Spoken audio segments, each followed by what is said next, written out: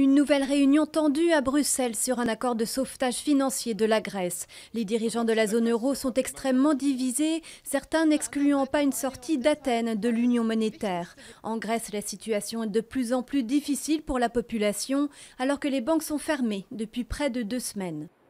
Alors que les négociations patinent à Bruxelles, à Vienne en revanche, après des discussions acharnées, un consensus semble désormais possible.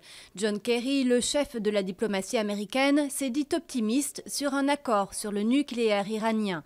De son côté, le ministre russe des Affaires étrangères, Sergueï Lavrov, était en route pour le palais Kobour. Un accord marquerait une normalisation des relations de l'Iran avec la communauté internationale. Commémoration à la gare de Brétigny pour les 2 ans de la catastrophe ferroviaire. C'est là qu'un train intercité Paris-Limoges a déraillé le 12 juillet 2013, faisant 7 morts et de nombreux blessés. En 2014, la SNCF et Réseau Ferré de France ont été mis en examen pour homicide et blessures involontaires.